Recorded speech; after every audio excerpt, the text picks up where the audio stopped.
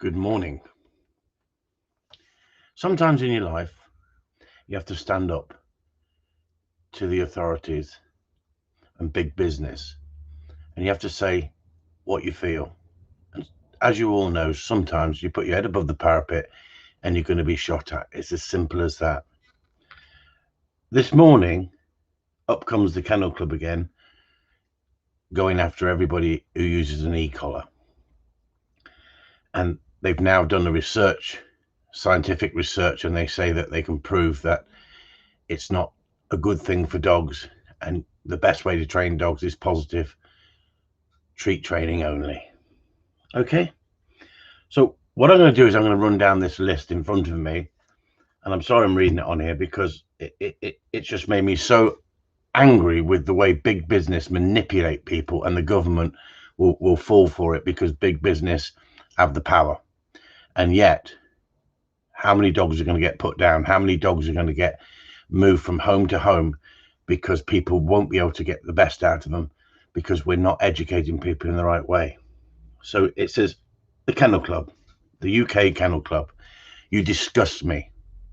Your findings and the way that you manipulate the findings and the people you get to study the findings to prove a fact that they don't want the collar to succeed, the e-collar. They want to condemn it as a tool of barbaric, old-fashioned tool that has not been modernized. The method of training has not been modernized. And what they want to do is they want to slag it off as much as possible to get peer pressure for people to say, yes, I agree with the Kennel Club. It's like a bunch of lemons heading over a cliff. It's going to create such a mess out there in the dog training world because of the ban of the e-collar, because the e-collar is used far more than people think. It's about education and how to use the e-collar. So let's look at the facts. Let's not just pull on people's heartstrings. Let's look at the facts here. Key statistics from research into electric shock collars. 1 in 4 dogs showed signs of distress compared to less than 5% of dogs in non-electric shock collars control group.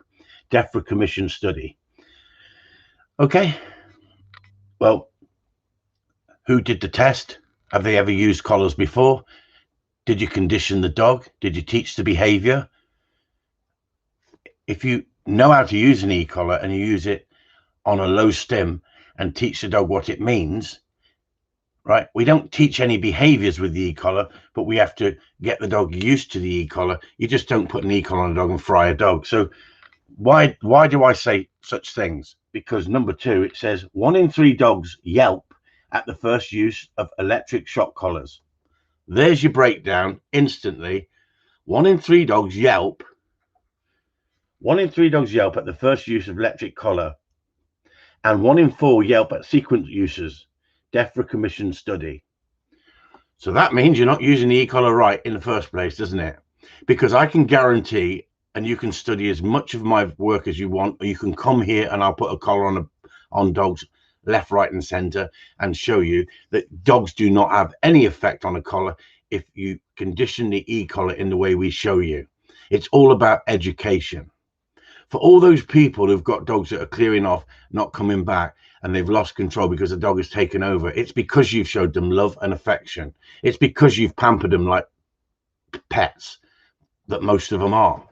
Right? I'm a gun dog trainer. I'm a specialist gun dog trainer. Does an e-collar work on pets? Of course it does, if you know how to use it properly. Does it work on gun dogs? Yes, it does, if you know how to use it properly. Is it kinder, far kinder in some ways than going back 20, 30 years of how we used to correct dogs that have taken over? That doesn't mean I have to put e-collars on every dog that I've got, because if you train them right in the first place, perhaps you don't need the e-collar in the same way as some people use it. Some people flatten dogs with the e-collar and suppress the behavior. We don't do that if we know how to use a e-collar properly. And what really annoys me is, if you've studied it, then you should study it in an unbiased manner, not just stick an e-collar on a dog and fry a dog and see what happens. That's disgraceful. You're misleading the public, you're misleading the government, and it needs to be highlighted. And sometimes people like me have to put our head above the parapet and be shot at. It's as simple as that. That's part and parcel of our job as professional trainers. We have to talk about punishment, discipline, whatever you want to call it, and we have to go forward and prove that what we're saying is right. Now, if they ban the e-collar, they ban the e-collar. Does that mean I can't train dogs? No, it doesn't mean I can't train dogs, but do I have to go backwards instead of going forwards with technology? Yes, I do. I have to go backwards to the old-fashioned way of getting out after that dog and giving that dog a negative. The dog realizes it's not worth not listening to you. Now, you could say, well, you're an old-fashioned trainer. You shouldn't be doing this. Hang on. We've been training dogs for thousands and thousands of years. All of a sudden, society says everything can be trained with love and affection. That shows, doesn't it, out in America at the moment, when they're saying we don't need policing, we can police ourselves.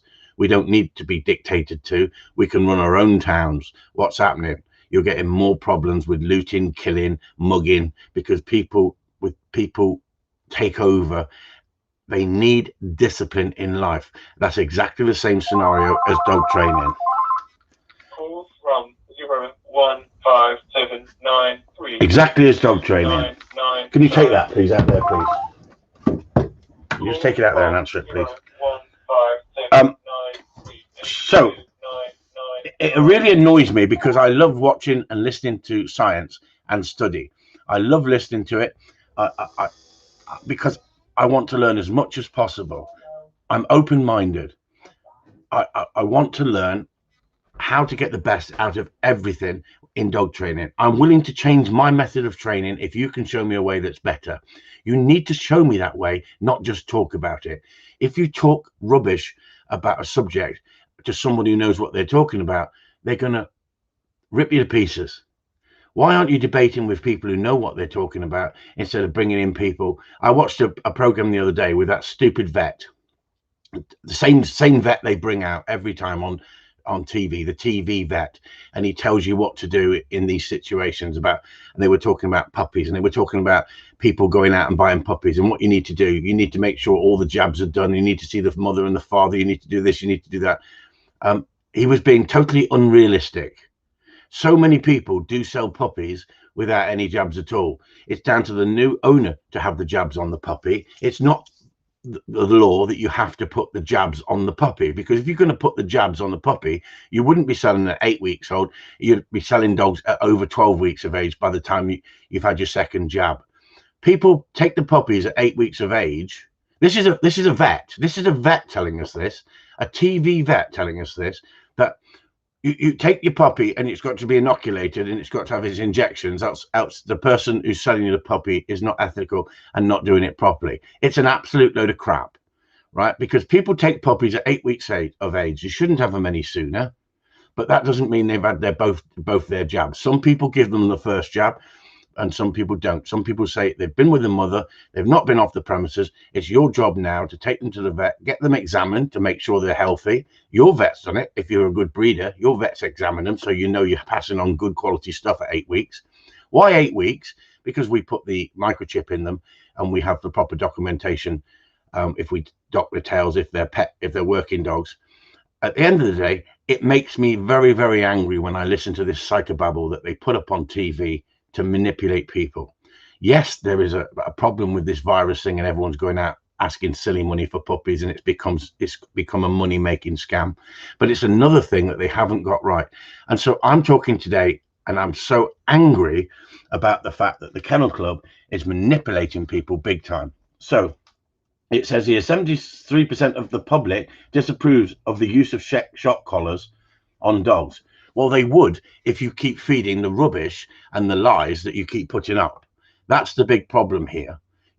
If you want to sell something, it's like saying to a bunch of paedophiles, I want you to sell the fact that kiddie fiddling has no adverse effect, right? So they'd sell it, wouldn't they? At the end of the day, the Kennel Club are selling a false ideology on the backs of rubbish science that's not been studied properly, manipulated science that they just want to ban the e-collar. That's because they've not studied it and dealt with the right people. It's about education, education, education, education. And yet the Kennel Club tell us that we need to understand how to train dogs. We need to understand how to train dogs. And it says here, 74% of the public would support government including a ban on electric shock collars in the Kennel Club Commission survey in 2014. So they're going back to 2014. Most of the public don't care about the situation with electric collars until someone puts up some misery or some psychobabble about dogs being abused. And yes, there has been dogs being abused with e-collars, but there's also been dogs being abused with slip leads or flat buckle collars. At the end of the day, what do? Ban leads? Do you ban any restriction on any dog of any sort because the dog hasn't given its permission to be contained on a lead? It becomes pathetic. It becomes a stupid argument that goes round and round and round. And what's happening is some of us out there, us professional dog trainers, are putting up the work, and we're putting our heads above the parapet and showing you e-collar training. And you can make your own mind up whether you can see a result in the dogs or whether the dogs look suppressed or flattened. Now, anybody can flatten a dog, even with a slip lead. You can flatten a dog by overtraining too soon as a puppy. You can take the desire and the puppyhood away from the dog. You can turn it into what we call handler reliant, a performing monkey. And you can do it with treats. You can do it with food. And what we need to do, we need to be able to open our minds by educating. And this is what we've got. We've got the platform out there, the internet. And there's so much dribble on the internet about dog training and how to succeed. And people sitting there talking about it and selling themselves and making massive amount of money by doing it, by falsely misleading people, saying that you can do it with love, affection and treats. If you could do it with love and affection and treats, people like me would be out of business. It's as simple as that. Because yes, I still use treats. I still use positives. 95% of my training is positive training. It's fun-based training. The dog wants to do it, not the dog's been forced to do it. But that 5% that people aren't willing to talk about is the reason why we've got such problems in the dog training world. And yet people are beginning to fight back. And I'm one of them. I'm one of them who put my head above the parapet for 10 years plus, explaining that discipline is part and parcel of life. It's the structure of life, right? Call it punishment, call it discipline, call it what you like. I don't like the word punishment. It's not like I say to the dog, when you get home, I'm going to punish you. I'm going to send you to bed. I'm going to put you away from me. But at the end of the day, it's discipline. You have to learn boundaries, rules and boundaries. And that's what this is about. It's not about frying dogs with e-collars. But the way the Kennel Club manipulate this, I just read it through and I just thought, I've got to go live. I've got to put it up there. And I think people should support people who are being truthful. I'm open to be studied. I'm open for people to come and see the dogs with e-collars and how they react with the e-collar. No one is saying that you cannot frighten a dog with an e-collar. Of course you can frighten a dog with an e-collar if you don't know how it's used. Now, who did the tests? Did they just stick an e-collar on the dog? That's abuse. That's abuse. If you just stick an e-collar on the dog and fry it and press the button, that dog's not going to know what that's about. That's going to confuse anybody. That's like having a slap on the top of the head from behind you and not knowing it's coming. It's disgraceful. But it's misleading, it's manipulating the public, and that's what they're doing. They're pulling on the heartstrings of the public. It's like these charity things, isn't it? Please give £2 a month for this charity, and this girl won't have to carry the water. We know there's people out there suffering like crazy, and we know there's decent people out there who give to charities and help other people because they've got compassion in their hearts. But it's how you manipulate it. If you put flies around that child and a snotty nose, that child's going to get more support than wrapped up in cotton wool and being led down the road by someone that cares and that is helping the child.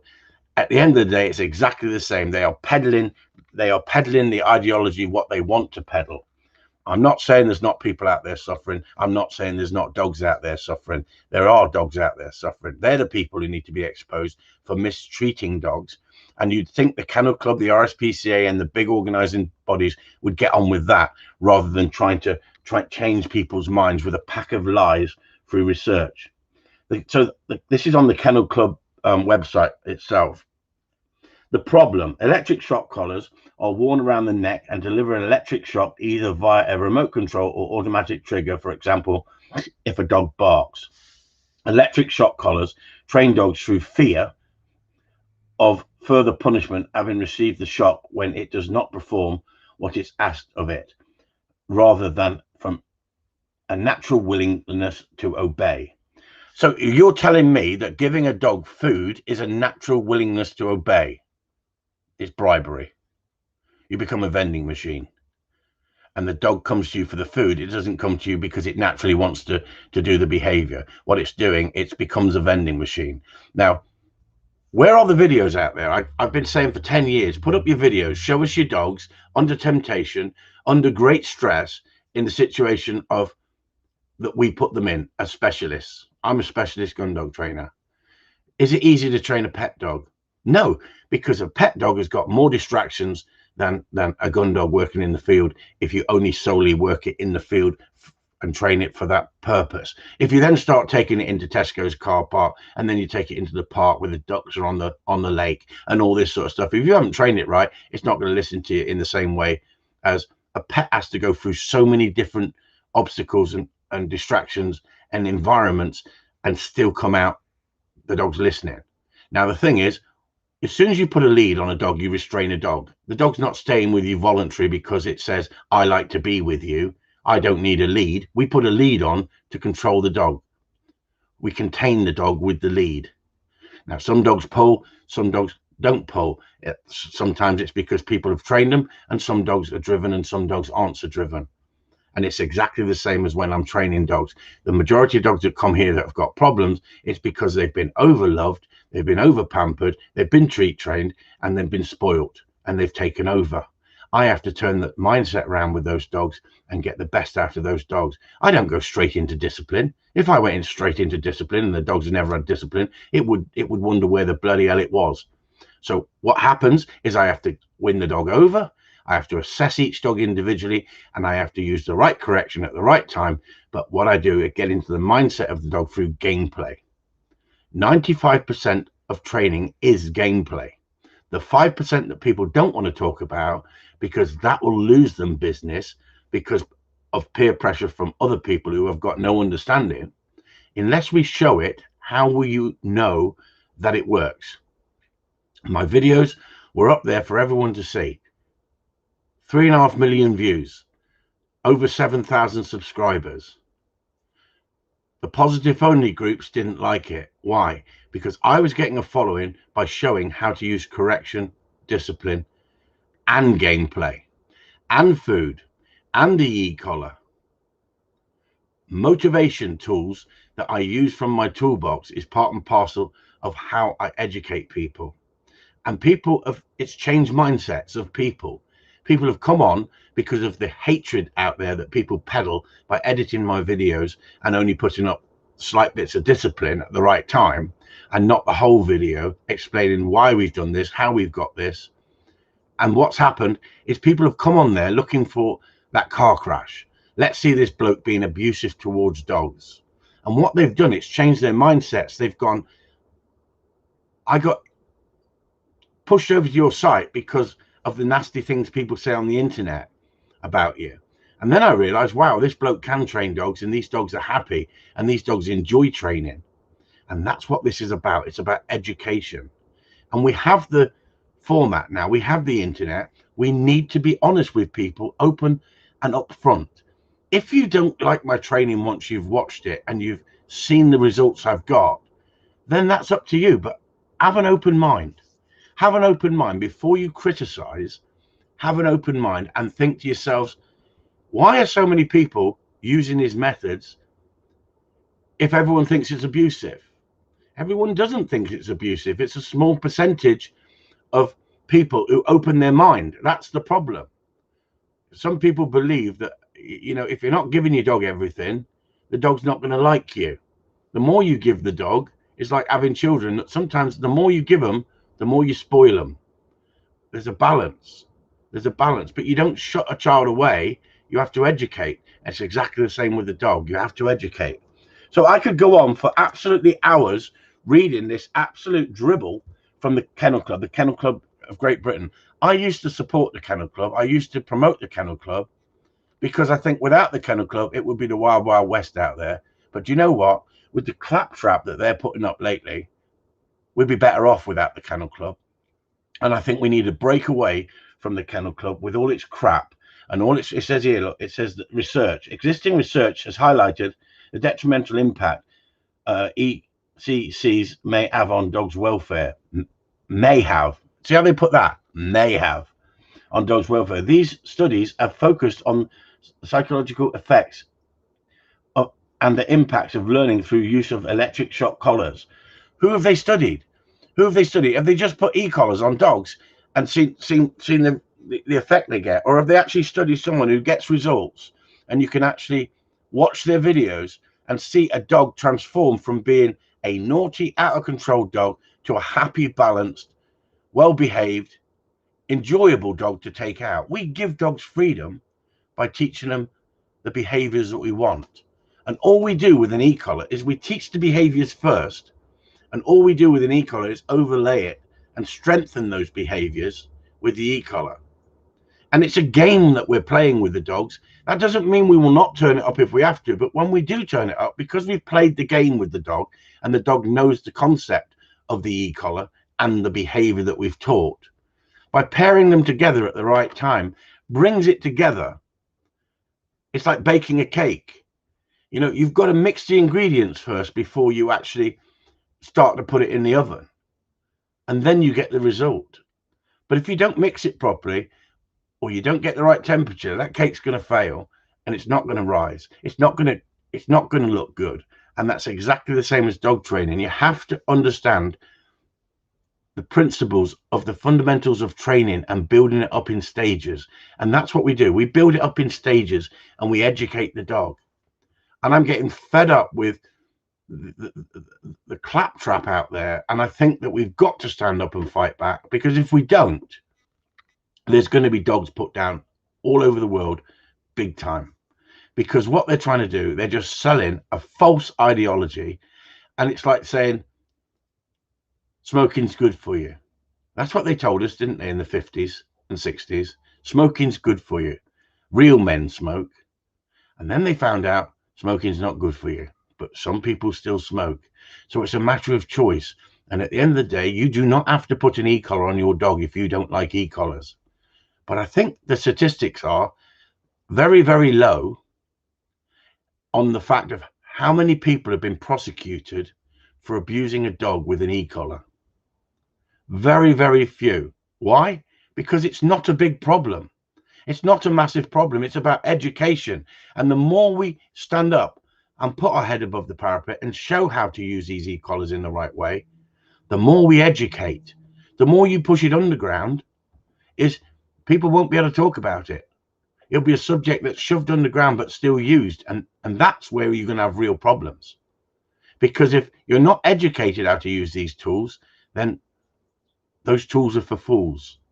As simple as that. And so I felt that it's really important to come on here and give my view at this moment, because I don't know what's going to happen in the next 2-3 years. But this group of idiots, the Kennel Club is calling for Westminster Government and Northern Ireland Assembly to introduce a ban on the sale of these use of electric collars.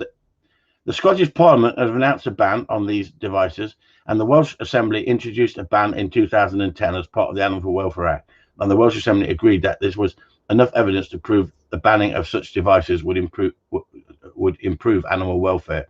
Electric training collars are already banned in Denmark, Norway, Sweden, Austria, Switzerland, Germany, and some states in Australia. That's because of no one standing up together in a group and saying they're lying. We're so easy in this country to sit back and these things happen and we lose the right to use these things because we don't fight back. You see if it happens in France. You see if people stand up in France and put up with it. You see if people stand up in parts of America, they're trying to control it. People are fighting back and talking about it, but no one's talking about it in this country. Why? Because they're worried that they'll lose business. They're worried that because they'd be classed as an e-collar trainer, I'm not an e-collar trainer. I'm a Gundog trainer. I'm somebody who's been training dogs for 30 years plus. And at the end of the day, I was against the e-collar. I can stand up and honestly say 4 years ago, I was against the e-collar because I'd seen them abusing dogs hurting dogs, dogs screaming 25 years ago, 20 years ago, and I felt that that is not dog training. And I'll give discipline, don't get me wrong, but I felt that's not dog training. That dog is totally confused with that e-collar. It's not learnt nothing. So what I did is I went out there and educated myself. I started watching as much stuff as possible. I started trying to master an art of training dogs without using discipline. Without using discipline, you can't do it. You cannot do it to the level that we do it for competition. You can't do it for the level of a good quality dog working under extreme pressure in the field. At certain points of that dog's life, you're going to have to use discipline. Now, if you get the training right, you only have to use minimum discipline because it works. Less is more. Less discipline is better for the dog than discipline, discipline, discipline. And discipline comes in many formats. Discipline can be a tone of the voice. Discipline can be withholding food. Discipline can be a correction through the leash. There's so many things we can do as we call discipline. But as soon as you mention punishment and discipline, everyone thinks abuse. Well, it's not abuse. Have you ever had to punish your child? Have you ever had to say, you're not going out today? I'm taking your phone off you. You're grounded. Have you ever had to tap them on the backside as youngsters? Well, now you're not allowed to do it, are you? Now you're not allowed to, in case it upsets your child. It'll be socially scarred for the rest of its life. It will become a snowflake because you have to learn to cope with pressure. You have to learn to switch pressure off. And that's exactly what we do in dog training. We've not moved away from that because that's one of the most fundamental, basic formats of training a dog. But first, you have to teach the behavior you want. You just don't punish, else you confuse the dog. You just don't discipline, else the dog says, I'm confused. A confused dog shuts down. And there's plenty of dogs out there that do get shut down to a level that I look at videos and I think, I wouldn't put my name to that work. I wouldn't put my name to that work. Now, there's a difference between a dog shutting down temporary and then building that drive and building that bond and that friendship up again, and then the dog going, I respect you now. Because some dogs will sulk, the same as some children. Some children can take a telling off, and some children would cry their eyes out. At the end of the day, each dog is different, exactly the same as humans. So the dogs that you studied, the kennel clubs and DEFRA supposed to have done the studying on, what sort of dogs were they? Were they high drive dogs? Were they in arousal zone? Or were they just like worried pets of can't cope with stress, can't cope with emotions because they've been pampered to such an extent they get everything they want in life? I don't know what the study, I'd like to see the study. I'd like to actually see a video of the study, whether it's 5 hours long or 50 hours long, and actually sit and watch and critique it. I'd like to critique it and actually give my views on the study. You can write as much psychobabble as you want, and I'm reading the psychobabble, and it says here the kennel club's idea is they want the ban. They're not looking open-minded at the situation. Now, we could say that some people are against shooting birds birds in the field and hunting rabbits, pheasants, whatever you want to go hunting with dogs. You could say a lot of people are against hunting. That's their choice. You have a choice in life. You have a choice whether you don't agree with that or whether you agree with it. But I'm in that world, and so I will defend what I do, and I will stand up and put my head above the parapet and say, yes, I go hunting with my dogs, and I go out there with a shotgun and I go hunting. That's part and parcel of what happens when you make a choice in life. Some people will like it and some people won't like it. But as long as it's legal, then I have a right to do it. The same as if you do something and I'm not particularly interested in what you do and like what you do, if it's within the law of the land, you can do it. But why try and manipulate something that's a pack of lies that you're telling because you don't like the thought of a dog wearing an e-collar? How many fields do people drive past and see electric fences and they wouldn't even know they got electric fences around cattle, sheep, cows? Do you think what happens if the cow hits the electric fence? That's cruel. That cow shouldn't be in that field with that electric fence. No, it doesn't really bother you because you don't visually see it. I can visually show you me using an e-collar on a dog and getting results without any squeaking, without any squealing, without any suppression in the dog's behavior, because we've learned how to master a tool and use a tool in a far kinder civilized way. And the technology of these tools have advanced the same as cars have. Now you can drive a car and a car can park itself. Now you can use a car automatic. You don't need to use the clutch. If you can't use a clutch and a gear lever, you can use an automatic and drive around. It doesn't make you a good driver. It means you're compromising.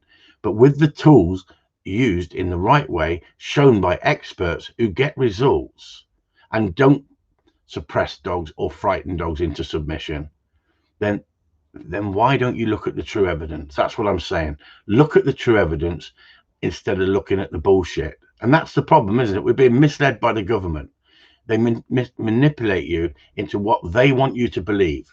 Are you all out there that naive that you're lemmings and you're just going to go over the cliff with everybody else in believing everything someone tells you?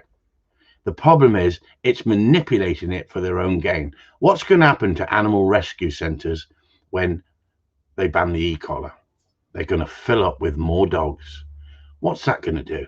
That's going to bring in more income for those animal rescue centres because they'll have more dogs. Animal rescue centres are shipping dogs in from other countries because they can't get enough dogs in the animal welfare centres, because they've sold you this adopt a pet, adopt a dog, adopt a dog. And I'm all for adopting dogs in the right context, right? But when it comes down to money, and this is what's happening, dogs are becoming more expensive to buy from the animal welfare centres, rescue homes as they call it, than actually buying them from a breeder, and they're setting so many criteria, people aren't willing to fit those criteria. If you want a dog and you're going to look after it and you can and you've got a reasonable situation, then why can't you have the dog? Because you can go out and buy a dog. So why can't you have the dog, but they monitor it, that you're looking after the dog in the right way? I'm seeing so many dogs leaving rescue centres that are not trained because they're only using positive and positive only, and then being rehomed. It's messing up the dog's mindset, moving from one home to another home, back to the animal welfare centre, because they didn't put the work in first to condition the dog and train the dog with the problems it had. So it's come in because it's a problem dog. They've looked at the dog, they've assessed the dog, but they've not fixed the problems. Why? Because they're positive only, and positive only does not work on its own. Positive only is the clue. It does not work on its own. Positive training works, but so does negative training. And the idea is bringing it together and working all four quadrants. Now, people will go, I get bored when you talk about the four quadrants, Chris, but guess what? We use the four quadrants without even knowing we use the four quadrants if you've not educated yourself. It's as simple as that. It's as simple as that. So there's my rant for the morning. Fed up with the hypocrisy of the Kennel Club, the KC Kennel Club. I honestly feel like never registering a dog with a Kennel Club and just bypassing the Kennel Club forever. I think they're a disgrace. They're a total scam. It's like saying we support the trialing world, but you're only allowed to train dogs with positive only methods. Anybody who trains dogs without positive methods shouldn't be trialing, and they shouldn't be judging. Well, that's trialing over for you then, isn't it? That's trialing finished.